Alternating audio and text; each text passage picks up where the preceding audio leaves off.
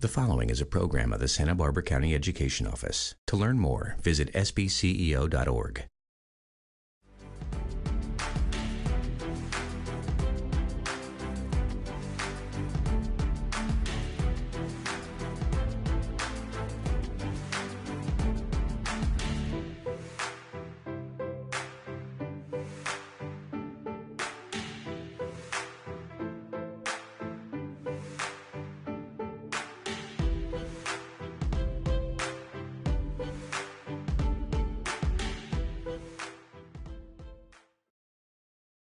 Hi, I'm Susan Salcido, Santa Barbara County Superintendent of Schools, and I am so pleased to introduce my guest today, Lieutenant Russ Mengel from the Santa Maria Police Department.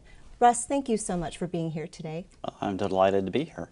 It's going to be a really fun time today talking about all of your professional accomplishments. Can't wait to talk about that, but we're going to start at the beginning, going back to your childhood.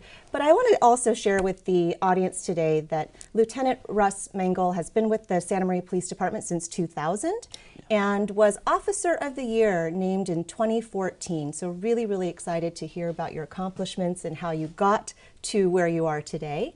But let's go back, like we talked about, and talk about your childhood, where you grew up, what your family was like when you were a child. Sure. I grew up in Northern California in the small community of Eureka, the county seat of Humboldt County there in the far north.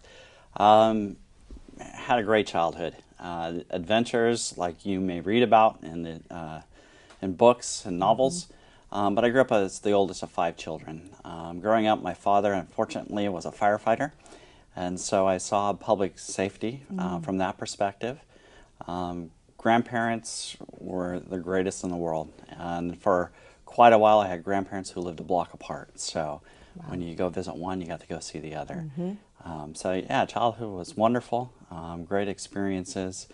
It was a neat community then. Things have changed, but a lot of fun growing up with Sounds like a lot of fun. Your father was a firefighter, you said, so something about that perhaps called out to you in terms of law enforcement? Well, I think his aspiration was that I became a firefighter. He failed in 2 regards. Both myself and my brother are California law enforcement officers. We enjoy Christmas and Thanksgiving conversations about how he went wrong. And because of our work ethic, we couldn't sleep at night, something like that, right. Those conversations. Right. Yeah.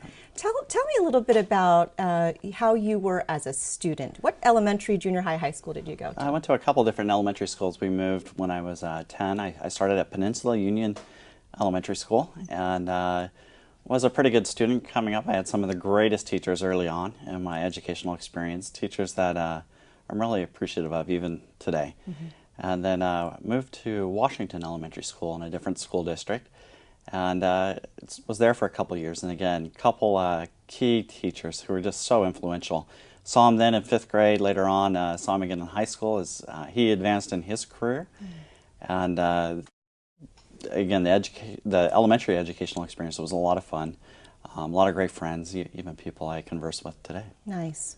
And when did you know you wanted to be a police officer? When did that get established? Well, that wasn't something that I was planning on doing. That was in the middle of college. I met a young lady I was rather impressed with and realized I needed a job. And so I looked around, saw what some friends and acquaintances were doing. They had become police officers in the local community. It was something I was familiar with, had grown up with. Best friend's father was a police captain. And so I thought, hey, here's a good way for me to start a career, be able to continue on with my education, support this young lady who became my wife. But yeah, it was more out of necessity and kind of what was available at the time. At the time, yeah. Well, lucky for us, that's something you fell into. Lucky for the community, truly. It's worked out well. But it has for us, too. And what college was it that you were attending, and what, at the time, were you intending to study or major in? Sure. I was attending College of the Redwoods up there near Eureka. I was just doing general education for a couple years. I was looking to go to law school. We had a couple family friends who were in the legal practice, and it appealed a little bit. Something about their schedule, it seemed like most Fridays they were on the golf course. I thought that might be something to aspire to. But again, as I grew up, and realized, hey, there were some challenges in law enforcement that the legal practice wouldn't afford. I chose to stay in a law enforcement career. That's great. And no golfing on Fridays right now, it sounds like. Every so often, I'll take a couple hours away from the office to go hit a golf ball. That's good. That's good. You need time to rejuvenate too and refresh. So Russ, you made it back down from Northern California to the Central Coast. Yeah. And I understand you first started off in Lompoc. So how did that start? Well, about the same time I met this young lady, I came down here to Santa Maria to meet her family and all of her extended family. Her grandfather was Harold Fletcher, somebody very prominent in the community at the time. And he told me how wonderful Santa Maria was. And he got me looking down here. We worked through the hiring process. At first, I looked at Santa Maria Police Department. They weren't hiring at the time. So the chief then made a phone call and said, hey, Lompoc's hiring. And on the last day, I went over and filled my application out on a park bench. And spent 4 years with them. Had a great experience with the Lompoc Police Department. It's a neat community. And then I did transfer over here to Santa Maria. All right. Well, I'm going to rewind a little bit on what you just said, and then we'll fast forward. So Harold Fletcher, late father-in-law, former supervisor. Is that my understanding? Yeah. And I read a little bit about him in terms of starting out with a very, very small business and really making something of himself. I'm sure that he was a real influential person on your wife and you and the family. Can you say a little bit about him? Harold's great. He grew up in San Luis Obispo. He was just always looking for opportunity, and he got into the furniture business, and he opened a store here in Santa Maria. People who have been in the community for some time will recognize it down there at the corner of Cook and Blosser. It's now a tire store. And he had a store there for many years, served on the county board of supervisors, was also very active in the community afterwards with development projects and just trying to move the community forward. That's great. Thank you for sharing about him and your wife's family a little bit. And Lompoc. So when you were in Lompoc working for the Lompoc Police Department, I believe you were a school resource officer. So you're really connected to schools then, and you are now. Yeah, it actually started off as a DARE instructor in the elementary schools. And then as the process moved along, I began teaching DARE in the junior highs and high schools for my last year in 1999. And I served part of my time as a school resource officer. I worked with another partner over there, and we worked at Santa Maria High School in that capacity. So it was interesting to work with the students from the other side. I wasn't much older than them at the time, but it was also a chance to work with administrations, again, establish some friendships that last till today. Do you think it was advantageous that or how was it advantageous, I should say, in terms of your age being similar to those you were supporting? I could relate well. Their life experiences at the time were things that I just lived through, perhaps a phase behind. And the preparation for college and then, starting off a career, those were the things I was in the midst of. So as we ran into situations with kids who sometimes made some poor choices, we were able to work through it to work for what was best under the circumstances. So again, making the arrest wasn't always the appropriate decision, and it was good having that ability to look back and then also relate to the kids and again find a successful resolution to the issues that we were addressing. That's great. So Russ, can you tell the audience what your role is now in the Santa Maria Police Department? Sure. And then let's make a bridge from Lompoc to how you got to where you are now. Sure. Okay. Today I serve as a lieutenant or a watch commander in the patrol operations side of the police department. I'm one of 4 lieutenants, and we oversee the city or police activity in the city around the clock. And I cover day watch Wednesday through Saturday. And so the we'll say 12 to 25 officers that we push out on the street, they report back through the sergeants to me so that we have an overall awareness of what's going on in the city. Thank you for describing what it is the role is now in a sound bite. I know it's so much more than that. So then how did you trace for us how you got to this role now from being a DARE officer and a school resource officer in Lompoc to Santa Maria Police Department? Yeah, starting off my career in Lompoc and getting the experience working in the schools really did set a good foundation for talking with people and reaching out to the community. As I came to Santa Maria, I worked patrol here for a while, and then I moved to investigations. And there, I spent 3 years in investigations, doing everything from property crimes or burglaries up through homicide investigations. I had some exposure there and began to understand really the fundamentals of investigations. I had a chance to promote at that point and moved to the Community Services Unit, where I worked as a beat coordinator. And that was another pivotal moment in my career, and the capacity that beat coordinators work at here in Santa Maria, reaching out, getting to know the community, working to solve long-term problems was really important in understanding the overall goals of law enforcement. From there, I promoted to sergeant, and I spent 10 years as a sergeant, both in investigations, community services, capacities, some patrol time too. But promoted to lieutenant about 18 months ago and been in a patrol assignment since then. Part of my responsibilities still remain overseeing the Community Services Unit and the 6 school resource officers we have here in the Santa Maria Valley. That's incredible. I really love hearing that arc and that bridge, because you can see how all of those experiences have added value to the position you have now. Sure. And the way in which you serve the community now. Yeah. Going back for just a minute on beat coordinator, we Yeah. hear that a lot. Okay. I probably have used it in my life, but I'm Sure. not sure exactly what that term means. Can you define problem. beat coordinator? Yeah, we've divided the city into 3 geographical areas, and we call them beats. Oh, okay. And so we have a north, central, and south beats, or beats 1, 2, and 3. And the beat coordinator's job is to address more long-term problems. We'll send a patrol officer out, and they usually have a couple hours to work through a situation, try to bring it to resolution. But oftentimes, community problems take more effort, more coordination, and that's when we push it off to our Community Services Unit and the beat coordinator for that area. That's really helpful to know. And you must really know the community so well. I mean, because you've had all of these varying positions in your position now. I mean, you really know Santa Maria Valley, and you know what it has been before and what it is like now. It's a very rapidly changing, growing community, wouldn't you say? Oh, it certainly is. Yeah. The change that has occurred just from my time here over the past 20 years is incredible. And then looking ahead, what it's going to be in the next 20 years is going to be incredible. And that's what I'm looking at now. And at this point in my career is, where do we go as a police organization to have influence in the community and help the community grow and prosper?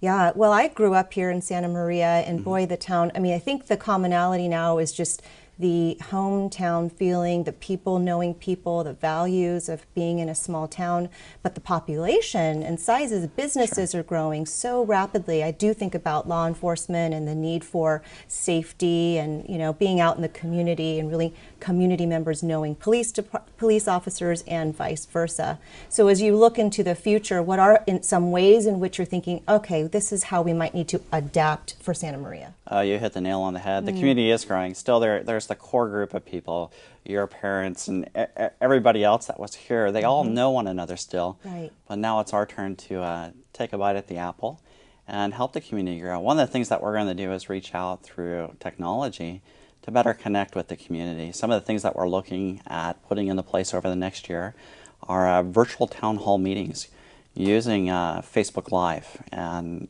media technology such as that to reach out and talk to the community, keep them informed about the events that are impacting safety issues here in the Santa Maria Valley, and also hearing their concerns so we can address those and again better prepare for what the future may hold. Yeah, communication sounds like a really big component of that, pushing out information but also listening as well. Yeah. In terms of that plan and social media or any other plans I'm sure that you have entail communication. Do you think that part of the changes in, not in Santa Maria, but in terms of law enforcement, have also changed in terms of perception about police officers and law enforcement and relationships with the community? And if so, how so? Oh, it certainly has. Going back to early in my career, we had the events of September 11th and the impact that it had on the nation. And I remember that time where the outpouring of support was just tremendous. You can't compare it to anything else in the profession. And then we go back just a couple years. The social media has come on board and people have, just a normal person has more access to information. It really impacted what law enforcement's doing. We saw the events of Ferguson, Missouri, and how that was portrayed through social media and the perception that was created of law enforcement. it was an accurate story from the get-go, and it was a failure on the part of law enforcement to effectively communicate with the public they're serving. And we're learning the lessons from Ferguson. We still feel the effects today. And so we are reaching out through social media. We have a couple of social media platforms that we're still working on getting up and going. It's just the workload is tremendous here in Santa Maria for the organization we have currently. We're hoping here in the near future we get a boost with Measure U. And with that, we're going to work to develop better communications, better interaction with the community through the social media platforms that exist today. Because it is important that the community knows what we're doing. They're aware of what our strategy and philosophy is in addressing criminal issues in the community. But we also need to hear from them too. And people are so busy. We've tried to do town hall meetings, and we've realized most people are at home dealing with family issues or preparing for the next day at work. Right. And so if we embrace the social media aspect, again, this Facebook Live concept, you can do that from the comfort of your home. Take a couple minutes and share your thoughts, concerns, and ideas with us, and we can convey what we're seeing as well. Well, when the Santa Maria Police Department's ready to launch their social media campaign, SB CEO will make sure to be a partner with you and share it too. Absolutely. Yeah, and in terms of the perception of law enforcement and police officers, thank you so much for sharing that. And it sounds like historical events, big events really do impact perception. As far as education and Santa Barbara County education's concerned, I just wanted to actually stop and pause and say thank you, because you've actually been you and the department have been such an incredible partner for us in education. I know that any of our schools in Santa Maria Valley and North County, when they call, they get you right away, and you've come and trained for us and supported our staff. And so I want to tell you from our perspective that we're really grateful for your leadership and your service as a police officer in law enforcement in Santa Maria Valley. So really appreciate you, and thank you for that. Oh, you're welcome. And in terms of partnerships, I mean, it really takes partners. There's education, there's law enforcement, there's other entities. How do you involve partners in your work? Well, it becomes part of the planning process. When we look at the crime issues that are occurring in Santa Maria today, we look at what led to those trends, what's taking place in the lives of the people that are carrying out these crimes, but most importantly, what's occurring in the lives of the victims. When we look at strategies of law enforcement, we've realized that we can't solve the problems of this community through making arrests. Changes in the California legal system, essentially put people back on the street. So again, our solution isn't incarceration. Our solutions are in prevention. And as we work with victims of crime and we learn from their experiences how they became the victim of a crime, then we can, essentially harden the target and then help other people not fall victim to criminal acts out there.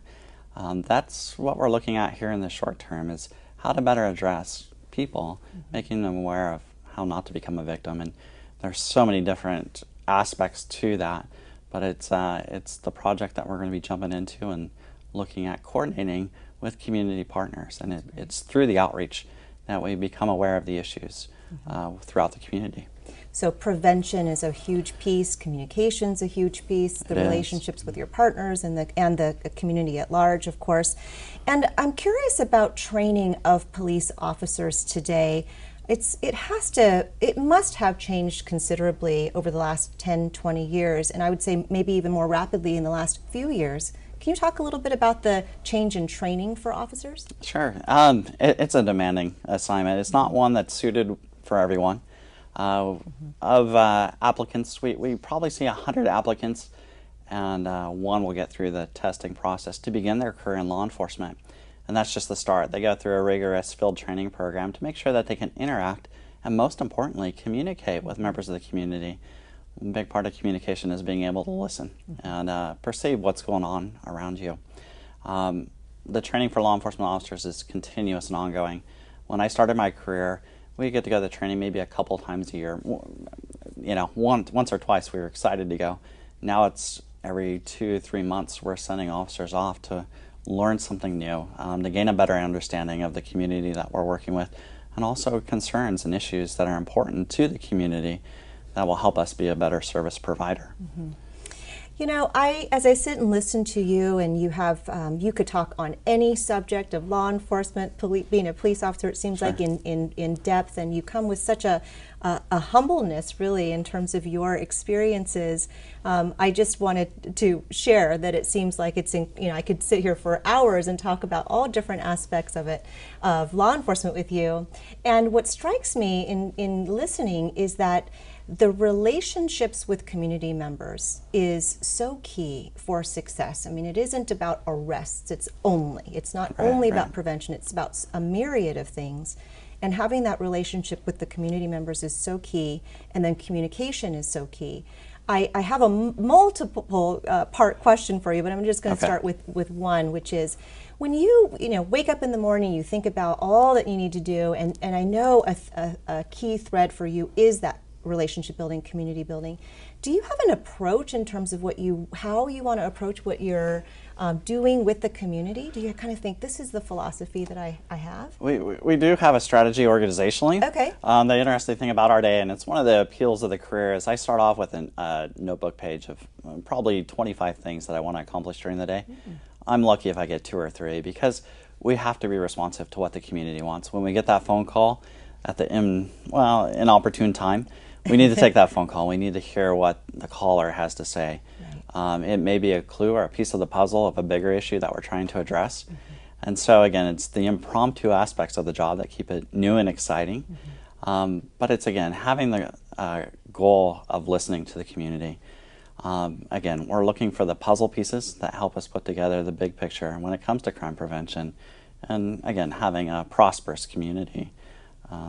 So it's, again, having the goal but being flexible, I think, is probably most important. That's what it sounds like, definitely. Yeah. And you are a fluent Spanish speaker, right? Yeah, I am. And how did you learn a second language, or was that your first language? Tell us about that, and then talk about how you utilize Spanish in your day-to-day job. Sure.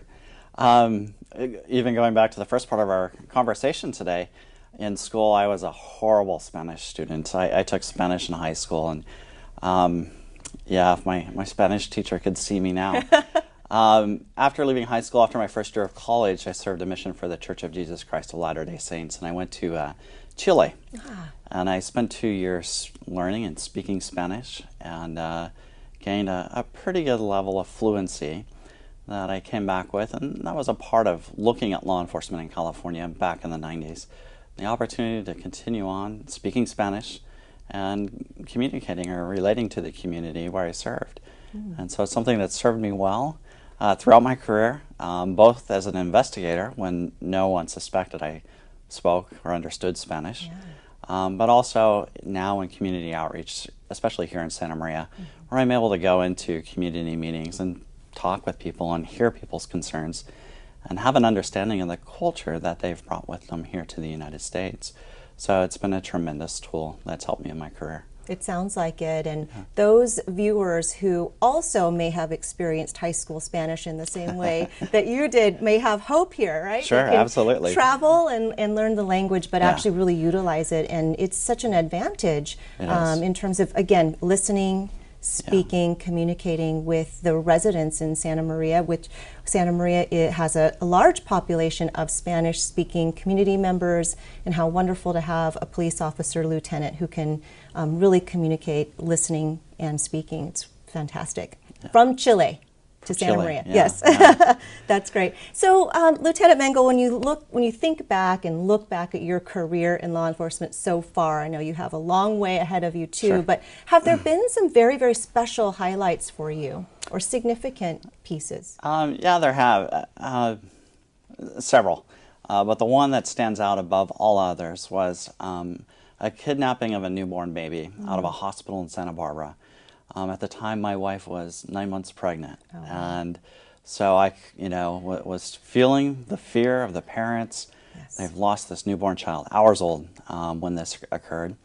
We got a tip or lead from Santa Barbara Police Department that the suspect was here, and we began an investigation that day that went on for a couple hours, and we were able to track down the suspects, and we were able to rescue that newborn child. That probably is going to be the highlight of my law enforcement or professional career. I don't see anything else being more fulfilling than that day, getting that baby back to its parents. Reuniting the family. Yeah. Very, very special moment. I think I remember when that occurred in the 90s, late 90s maybe? It was actually probably about 5 or 6 years ago. Okay. Yeah. Again, pretty recent, realistically. Wow. Maybe 2009. Okay. Even go back perhaps a little further. Wow. Okay. Yeah. Well, thank you for what you did in terms of reuniting the family, and what an incredible moment in your life too, because Yeah. it was a significant time for your family's life as well. It was. It was at that. I think the other aspect that stands out was the teamwork that occurred within our organization that day. It was a group of officers that really made it happen, and happen well. So, Yeah. again, a highlight of the career for sure. Well, I want to talk a little bit about the team, Sure. the fact that you're a leader of the team and with the team. Do you have a specific approach that you like to use with your team in terms of really getting that camaraderie and teamwork approach? You know, that jumps in the whole conversation of leadership. Yes, It's yes. probably one of the most studied and least understood characteristics in business today. Yeah, situational leadership, if you have to subscribe or put a label to it. But I've been in a supervisory role for about 12 years now, and realizing that my subordinates don't need to conform to my leadership style, but I need to learn about them, who they are, how they work, what motivates them, and I need to adapt my leadership style to them. And so I need to be dynamic and have a leadership style that's capable of meeting the needs of all those that work for me, but also my bosses too. Make sure that I'm meeting their expectations and fulfilling their goals. Leadership is something that requires a lot of time and effort to keep growing and developing, Right. and implementing effectively.